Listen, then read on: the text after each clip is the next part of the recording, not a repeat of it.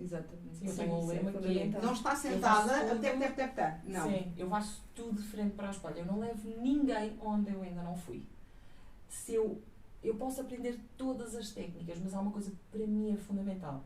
Eu preciso de aplicar primeiro comigo. Eu preciso de garantir que aquilo efetivamente funciona.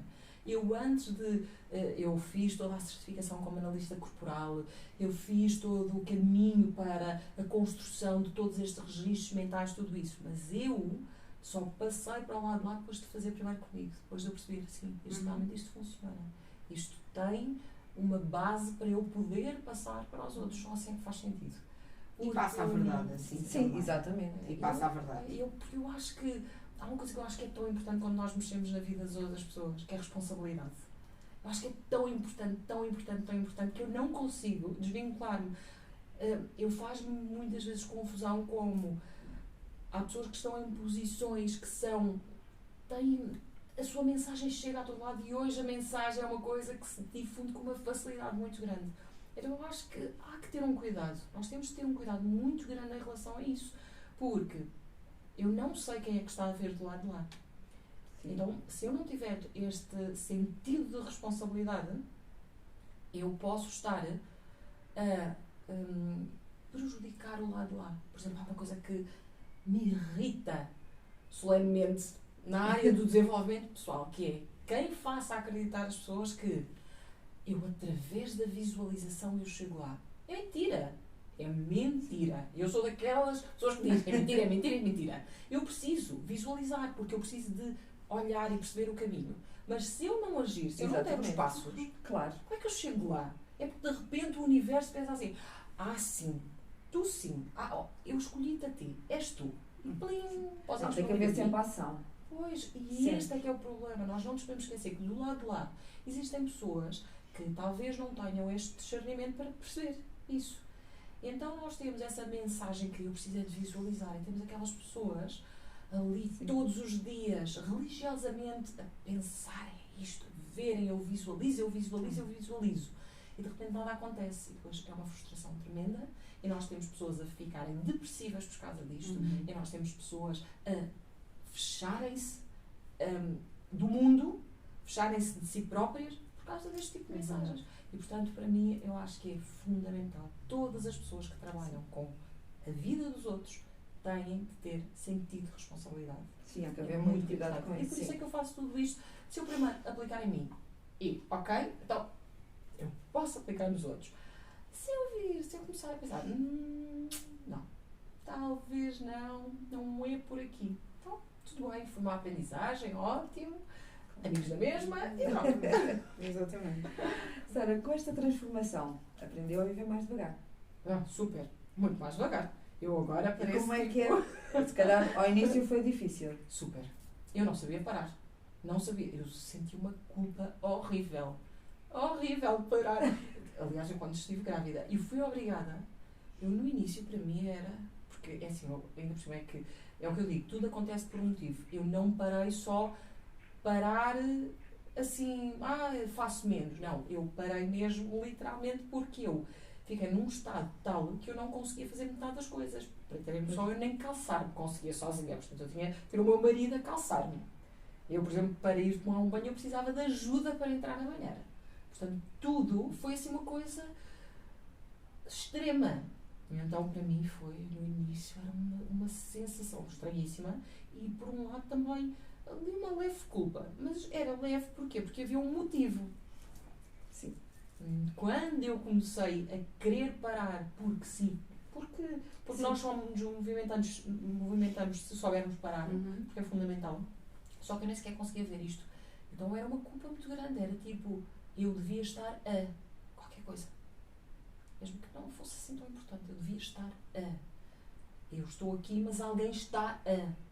Então havia sempre aquela culpa, aquela sensação de não, é um cara que vou e sento-me e relaxo e ponho os pés para cima, está tudo certo e que bom, que maravilha. Era mesmo isto que eu estava a precisar. E precisava, mas agora me apetece. Agora não faço porque esse não é assim tão importante. E portanto, mais importante que esse que eu podia estar a fazer é este, quer relaxar e ganhar energia, estar aqui maravilhosa, linda e fofa, pronto, é isso.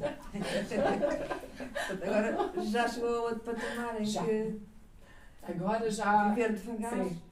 O caracol também chegou lá, não é? funciona, claro. Agora, voltando um bocadinho àquilo que. Ai, ele anda. É como a lesma, não é? Mas chegam lá. Chegam, mais devagar, mas chegam. Sim, pronto. Agora, falando um bocadinho dos traços de caráter. Sim. E que são 5 e não Sim, 4, sim. como eu pensava.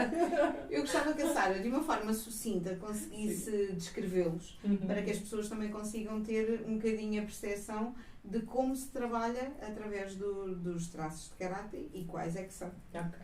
Bem, antes de eu começar a falar dos traços de caráter, eu vou já fazer aqui um alerta para quem, entretanto, vou ver aqui o vídeo, Pois. que os nomes dos traços são muito estranhos. Mas eles são nomes científicos que os cientistas lá atrás decidiram dar estes nomes. Eles foram mantidos ao longo dos tempos para honrarmos esse trabalho, porque é preciso honrar todo este conhecimento que nos foi trazido. Portanto, eles são estranhos, mas eles em nada estão relacionados com patologias, com distúrbios ou com aquilo que nós vimos nos filmes. Portanto, não se assustem. Tá?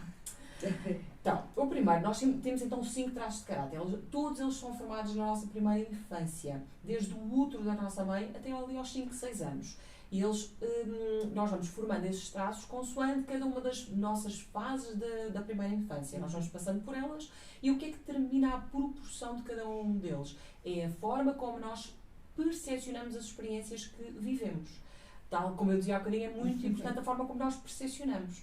Então, a forma como nós percepcionamos cada uma das experiências faz-nos querer agir perante elas. Então, nós vamos desenvolvendo esses traços em maior ou menor proporção, porque há alguns que nos parecem que, ok, eu preciso muito de utilizar isto, e há outras coisas que eu penso, não é assim tão importante. E por isso é que nós temos percentagens diferentes.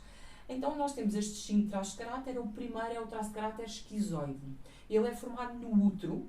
E tem a ver com, por exemplo, aquelas mulheres que passam uma gravidez mais complicada, ou por questões financeiras, ou porque não era uma gravidez desejada, ou porque têm problemas com o seu parceiro, ou porque têm medo de perder o emprego, uma série de situações que deixam aquela mulher ansiosa.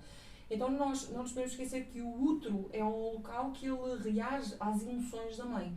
Então, sempre que ela se sente mais ansiosa, o útero torna-se um lugar frio, um lugar encolhe, fica mais desconfortável. A criança lá dentro começa a perceber essa mudança no seu mundo, porque ele não conhece mais nenhum, só sabe que existe aquele. E então começa a perceber essa mudança. E ele percebe que sempre que se mexe, e a mãe se lembra que está grávida, essa situação acontece com mais frequência. Então ele percebe que tem de se mexer menos. E por isso é que nós temos pessoas com predominância deste traço muito magras. Porquê? Porque há uma energia que ela deixou de estar no corpo para ir para a mente, porque eu preciso de existir na mesma, mas eu não posso existir neste mundo, que é o útero. Então eu passo a existir no meu mundo mental.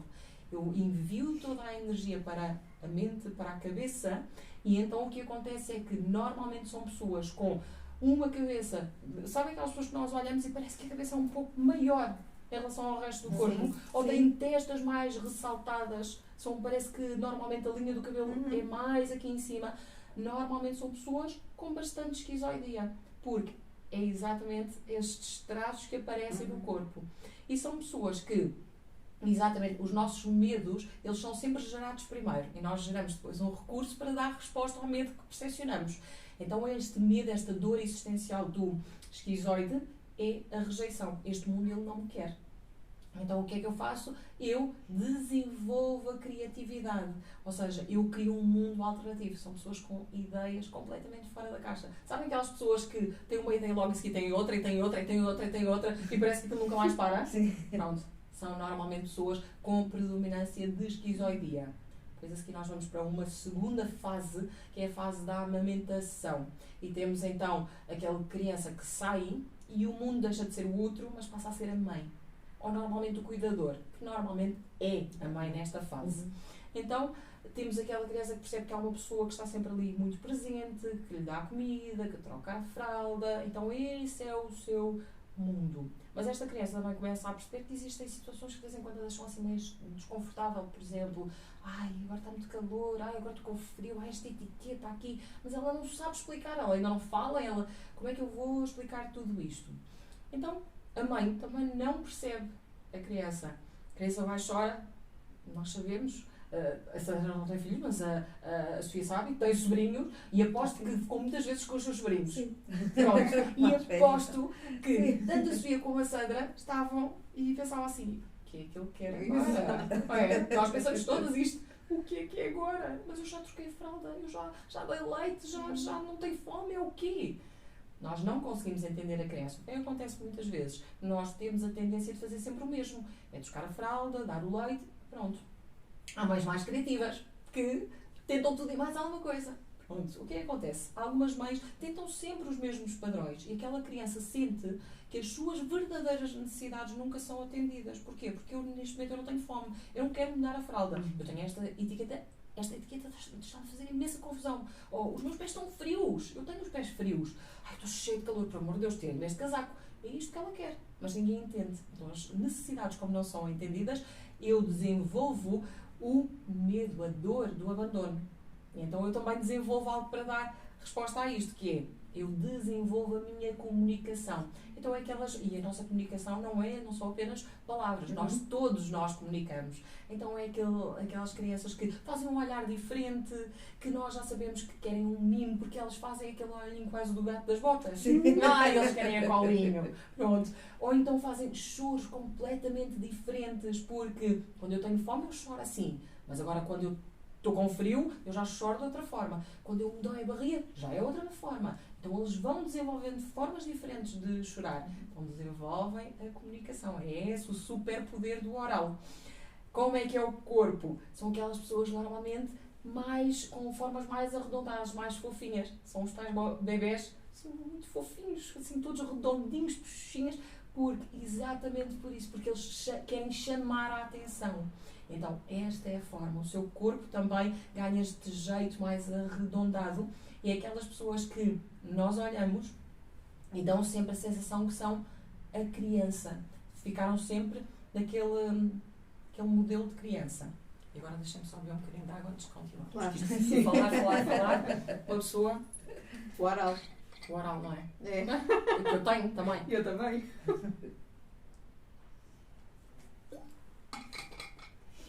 E vamos agora para o terceiro. E o terceiro traço é aquele que tem o nome que agora toda a gente vai ficar a pensar. Ai, que horror! Eu não quero ser esse! Vamos ver. Então é o psicopata.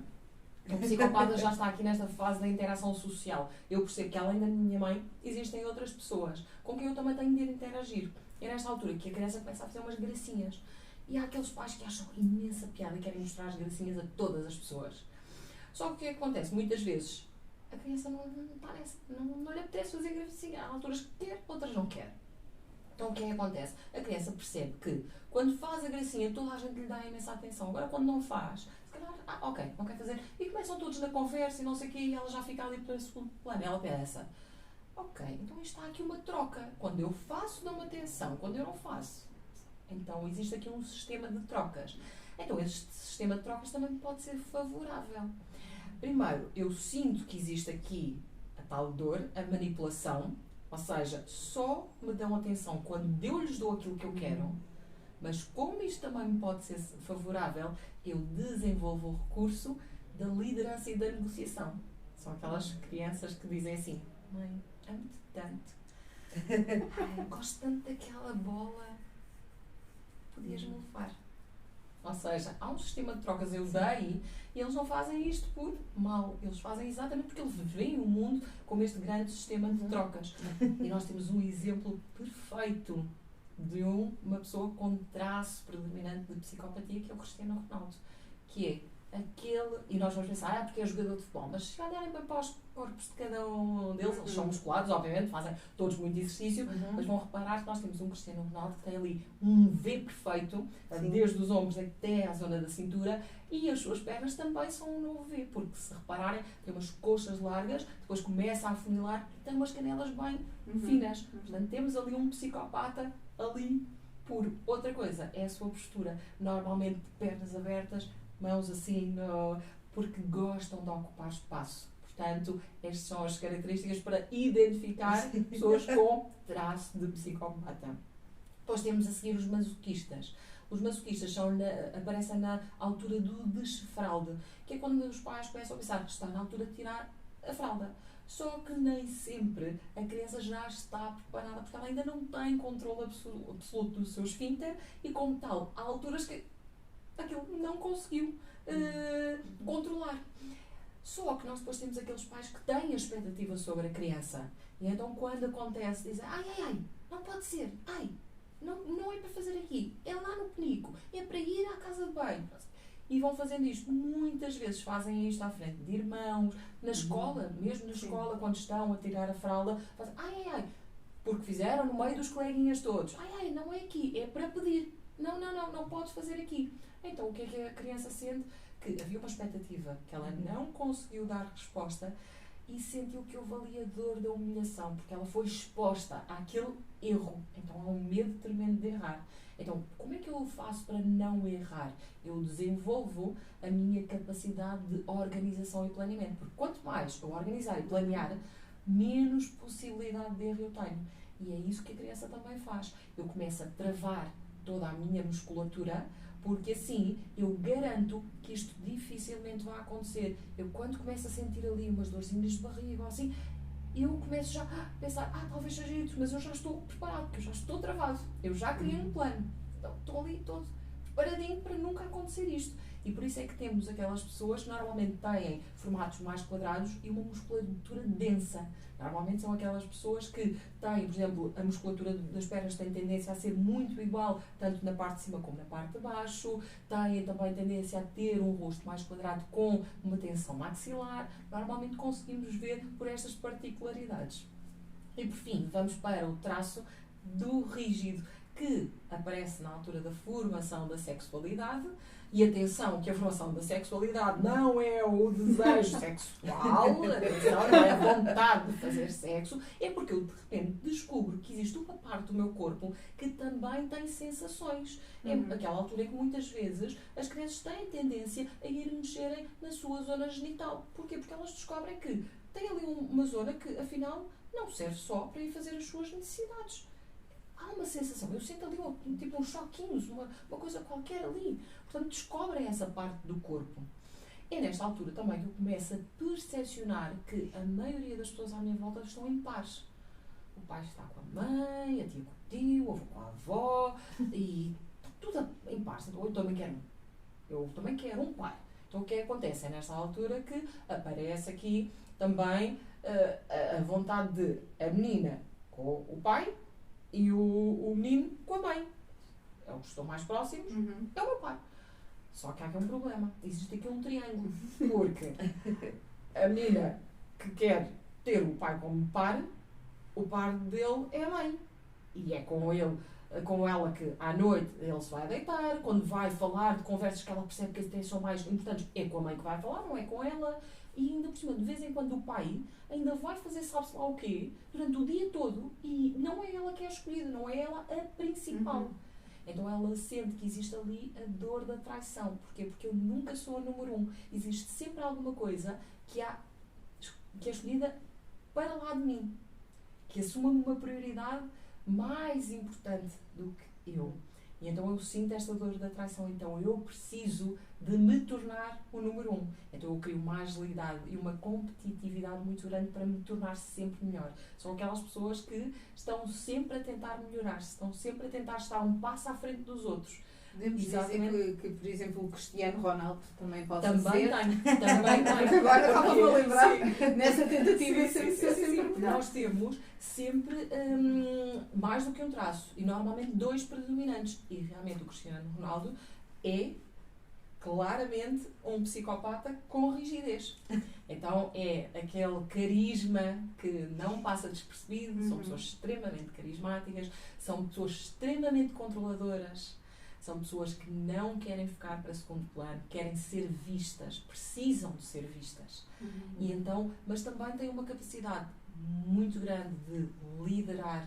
São vê-se quando ele está na seleção, nota-se que há esta necessidade também de ir colocando cada um dos elementos também no lugar que devem estar, esta necessidade de liderança, é uma capacidade também, são pessoas nesta combinação com uma capacidade muito grande de executar com rapidez, de fazer aquilo que precisa ser feito.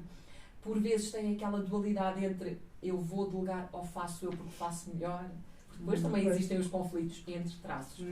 Depois o bom de nós conhecermos isto é que nós não só reconhecemos como nós funcionamos, nós conseguimos perceber os nossos conflitos internos, como nós percebemos como é que eu me relaciono com as outras pessoas com traços diferentes. Eu esqueci-me de dizer aqui uma coisa, que o rígido, como é que eu vejo o rígido, como é que eu detecto pelo formato do corpo, através de harmonia. São aquelas pessoas, nós podemos dizer que são os padrões de beleza, não são as pessoas mais bonitas, são aquelas que realmente obedecem aos padrões de beleza instituídos, porque normalmente têm uma linha do rosto bem marcada, um olhar delineado, têm aquela sedução sempre, sabem aquelas pessoas que parece que estão sempre assim com uma sedução, é apenas simpatia que os rígidos fartam-se de sofrer, coitados, porque acha toda a gente, então se for uma mulher que vai ter com um homem, é só simpatia, só está a ser simpática, já acham logo que ela está ali, a querer logo o namoro do século. Pronto, não.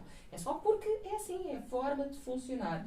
São normalmente têm musculatura mais definida e realmente há muita proporção e harmonia em todo o corpo. E uma cintura é ampulheta, aquela ampulheta. Sim. Não sei se querias falar mais sobre os traços de caráter, que eu tinha aqui uma perguntinha para fazer fora os traços de caráter. Não, podes seguir. Então eu queria aqui um desafio, que era a Sara conseguir nos dizer a nós, que estivemos a falar ainda há bocado, quais são os seus sonhos? Bem, os meus sonhos, eles não param de crescer. Eu sou uma sonhadora. Bem, eu neste momento tenho um sonho que já tinha anos, que era construir uma casa com o meu marido, e lá estamos nós a fazê-lo, por isso é que foi a loucura das mudanças, não é? Porque agora não estamos a morar com a minha mãe, mudámos, ela mudou, nós mudámos também, e daqui a nada vamos ter novas mudanças, mas também estamos a aperfeiçoar esta técnica da mudança. Vamos ser prós, e quando chegarmos à casa nova, nós já ninguém nos para na mudança, vai ser uma maravilha. Portanto, estamos a ganhar este conhecimento. Era um sonho, já está lá. Um sonho a nível profissional é eu conseguir chegar cada vez a mais pessoas.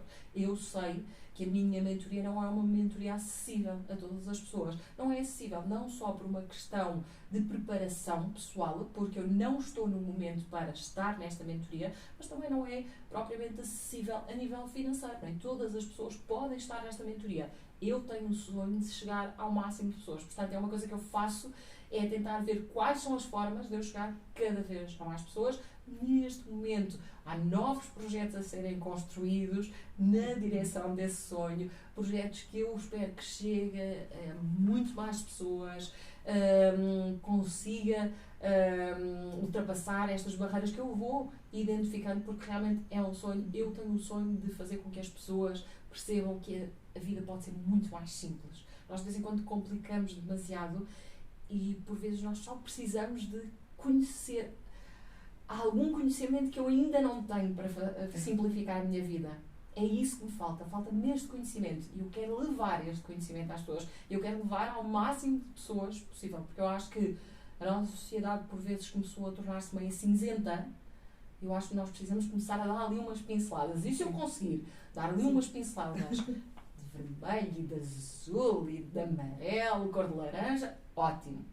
Trazer ali alguma cor ao máximo de pessoas, sentir que realmente as pessoas, eu amo. Ainda hoje de manhã coloquei até nos stories lá no Instagram uma mensagem que recebi, que eu adoro receber. Eu farto-me de falar com as pessoas pelo direto, a Sofia sabe que eu sou daquelas pessoas que eu sempre consigo, eu tento falar com todas as pessoas que me escrevem, que me contam as coisas, eu tento sempre falar com todas as pessoas. E eu adoro receber as mensagens de isto fez tanto sentido para mim, isto mudou hoje o meu dia, era isto que eu precisava de ouvir. Estas mensagens inspiram-se. E, portanto, este é o meu sonho.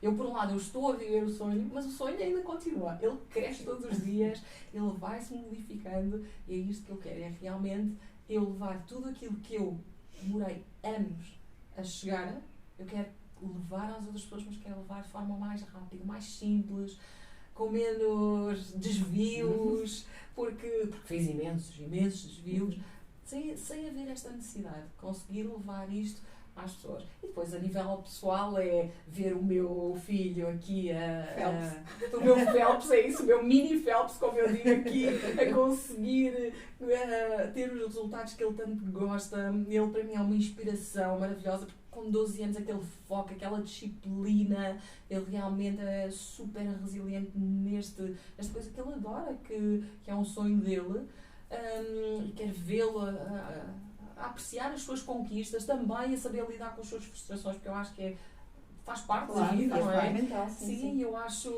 tão bonito que ele já consiga, que parece que é tão dele, mas também sei que é uma construção nossa, minha e do meu marido. Eu gosto de ver isso, isto é um sonho para mim, continuar a vê-lo a crescer de forma saudável, a tornar-se um adulto saudável.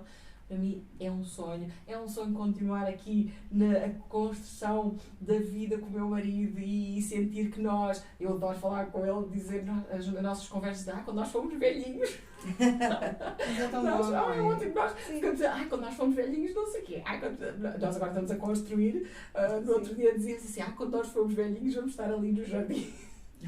A tratar do jardim e a cuscar da vida dos filhos. É aquelas coisas assim, tipo, que nós dizemos e que são aquelas coisas tão simples e parecem tão, de vez em quando, tão parvinhas, mas que eu acho que dá-nos assim um conforto. É a leveza.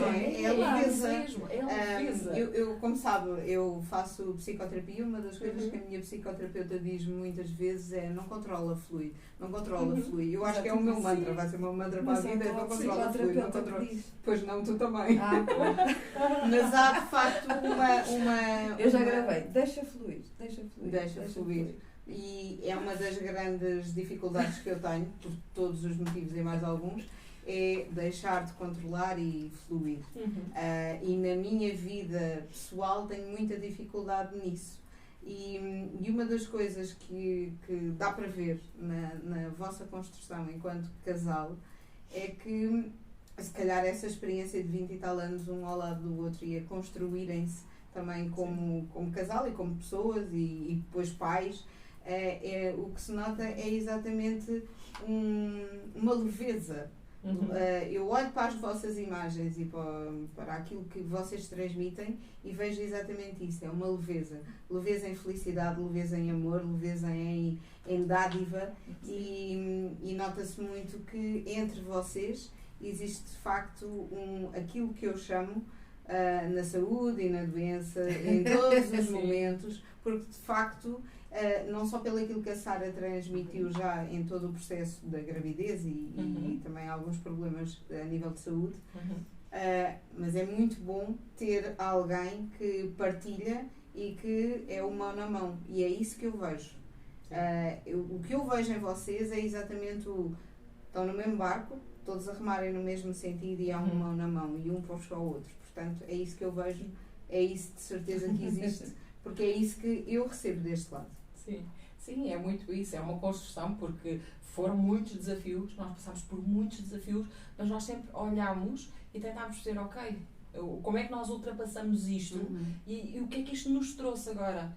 E houve alturas que também foi a altura da gravidez, foi legal, porque o momento que é suposto ser mágico, eu penso, coitado do meu marido, de repente achar que eu ia desaparecer, de repente eu morria, ele ficava com um filho recém-nascido e nós tínhamos aqueles planos todos e para ele foi muito difícil tudo isto. Mas esta construção não é só ele perceber as dificuldades todas que eu passei, mas é eu perceber também que isto foi muito difícil para ele. Então nós fazemos esta construção em conjunto. Isto é que é construir uma relação saudável. É nós percebemos que a vida ela acontece. E nós precisamos de, novamente, as escolhas. Escolher o que é que fazemos com o que a vida nos dá. Eu posso agarrar-me a todos os desafios e ficar zangada e frustrada.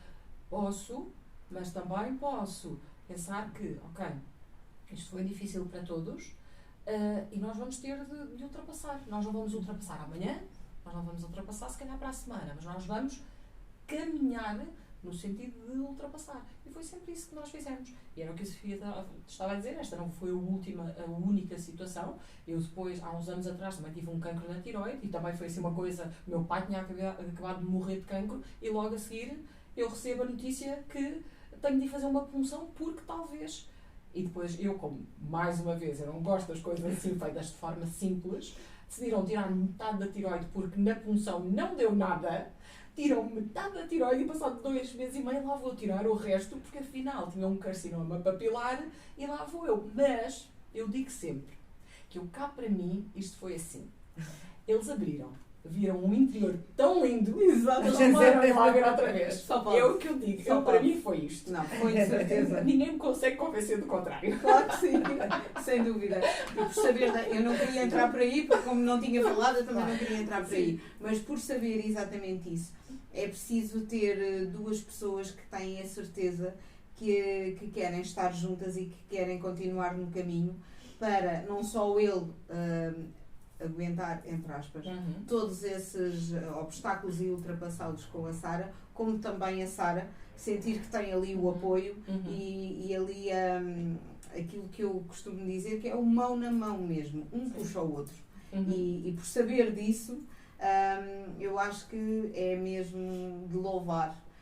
E não acho nada estranho que vocês queiram falar das conversinhas que podem ter daqui quando forem velhinhos, porque eu acho que é mesmo isso, é uma construção de uma vida em conjunto e que faz todo o sentido que continuem juntos e felizes e portanto é também uma inspiração, não só aquilo que a Sara faz a nível profissional, mas também pessoal, porque nos dá a entender que a vida não é uma maravilha, portanto há altos e baixos, mas não só na sua criação da relação que tem com o marido, dá-nos inspiração a nós de como podemos fazer também na relação que temos com o outro.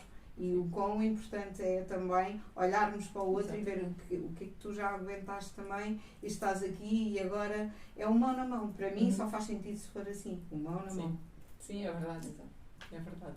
Porque ele também já teve as alturas dele e esta capacidade de nós estarmos lá para nos apoiarmos. Porque eu, na minha mentoria também eu tenho uma abordagem sistémica e uma das áreas que se trabalha muito é a área dos relacionamentos amorosos. E é fundamental nós percebermos que precisa de haver um verdadeiro compromisso. Nós não construímos nenhum relacionamento, ele não dura se não houver um verdadeiro compromisso. E um compromisso não é eu aceitar tudo o que me fazem, nada disso. É um compromisso, porque eu acho que há muita falta de compromisso neste momento. Também é, qualquer coisinha já é, não, acabou, já não quero esta pessoa. Não, acabou, não quero. Descarta. E há falta de compromisso, porque eu nunca vou encontrar ninguém que me completa 100%, digamos assim, porque no fundo eu acho que a outra pessoa não está lá propriamente para nos completar. Exato. Eu acho que a outra pessoa está lá muitas vezes para fazer um percurso de vida connosco, muitas vezes para até nos incentivar a crescer, mas não para nos completar, não é aquela coisa de minha metade da laranja, não, porque mesmo que fosse a laranja estava sempre assim, é tipo...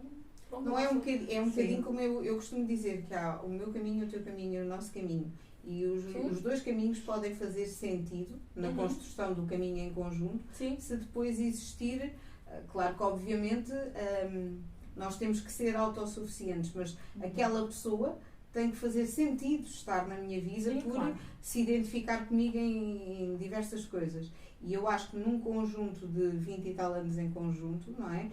Tem que haver ali muita coisa que faça sentido e que depois, não é só as coisas boas, também são as coisas más, e eu acho que aquilo que a Sara está a dizer é muito importante. Há uma falta de compromisso sério, realmente, nessa permanência, porque a qualquer situação que vá acontecer, existe a quebra e muitas vezes eu vou dizer do nada porque muitas vezes é mesmo do nada.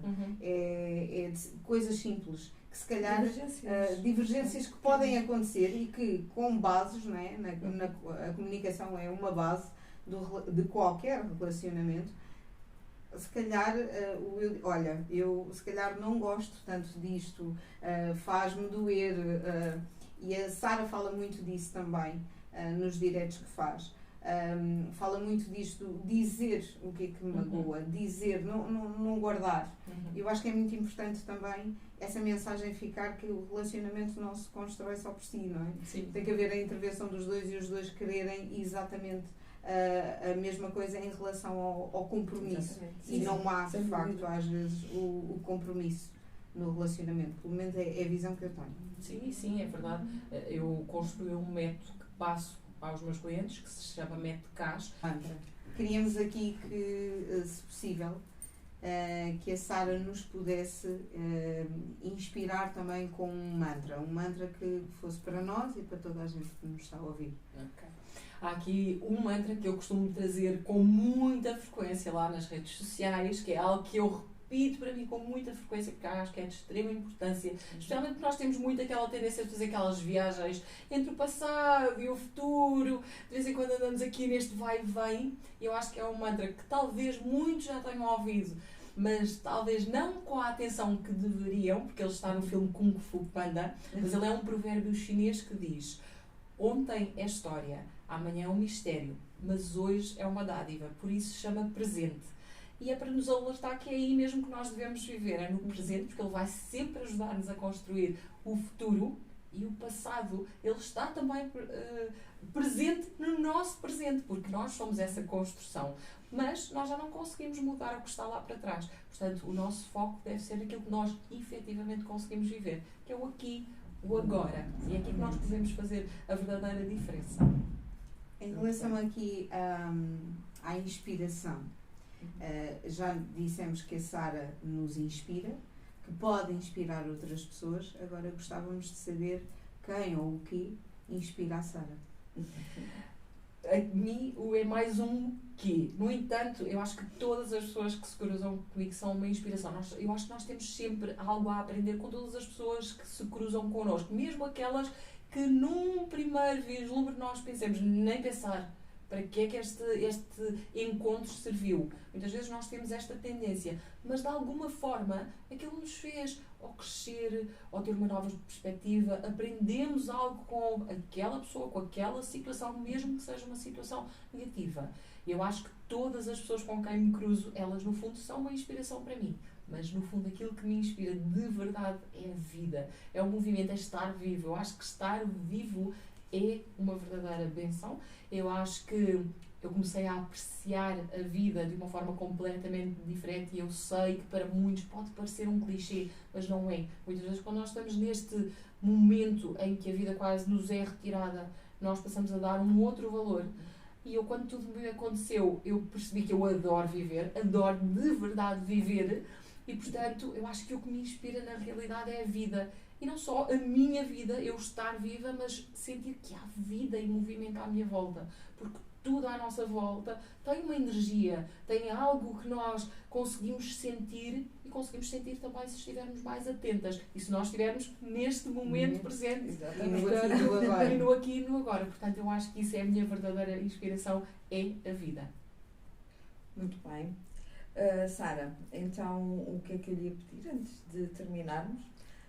Caso alguém queira fazer essa mentoria, queira entrar em contato consigo para tirar algumas dúvidas, para saber como funciona, como e onde é que pode fazê-lo? A melhor forma, eu sei que vão deixar aqui o link do Instagram, não é? Exatamente. Portanto, eu acho que essa é a melhor forma. Cliquem no link do Instagram, entrem no meu perfil e lá vão ter depois o link que vos vai direcionar para duas opções. Ou a análise corporal, ou o diagnóstico gratuito para entrar na minha mentoria. A pessoa escolher qual das duas opções será a melhor neste momento. Portanto, é só fazer a inscrição e depois começar então este processo de transformação mediante o formato que quiserem. Mas esta será sempre a melhor forma para me contactarem, é através do Instagram. Muito bem. Muito obrigada. Gostávamos só de agradecer. Sara, para mim foi um sonho concretizado conseguir conhecer uma pessoa que me inspirou no meu percurso todo, até chegar onde estou, e portanto muito obrigada por estar presente aqui, e queríamos deixar aqui também o alerta para nos subscreverem, para colocarem o vosso gosto e para seguirem também a Sara e para partilharem o nosso partilharem livro, e para partilharem também não só os conhecimentos da Sara, como Sim. também fazerem as suas presenças diárias em tudo aquilo que a Sara publica.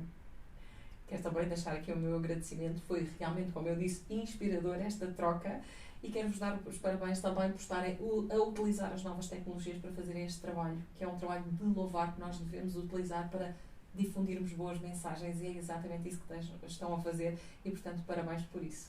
E Obrigada. Obrigada.